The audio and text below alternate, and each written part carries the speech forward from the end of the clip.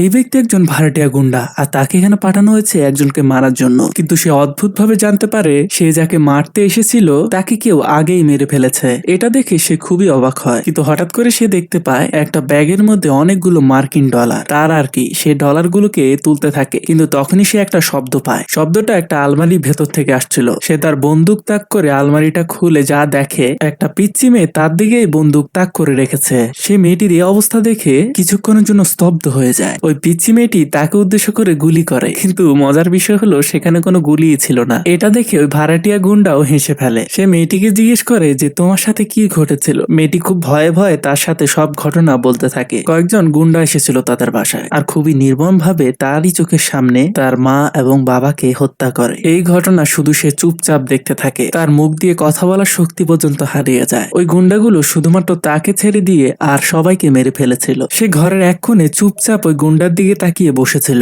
আর ওই গুন্ডার হাতে থাকা বন্দুকটির দিকে তাকিয়েছিল। ওই গুন্ডাটি টেবিলের উপরে বন্দুকটা রেখে কিছুক্ষণের জন্য অন্য রুমে যায় আর ফিরে এসে দেখতে পায় ওই বন্দুকটি তার জায়গায় নেই। বন্দুকটি এতক্ষণে মেয়েটির হাতে চলে গেছে আর সেই শান্ত মেয়েটি এখন প্রথমে ওই গুন্ডাকে মারে, এরপর একে একে প্রত্যেকটি গুন্ডাকে সে মেরে ফেলে। এই ঘটনা ওই ভাড়াটিয়া গুন্ডা শুনে আবারও কিছুক্ষণের জন্য স্তব্ধ হয়ে যায় আর এই সাহসী মেয়েটাকে তার সঙ্গেই নিয়ে যায়।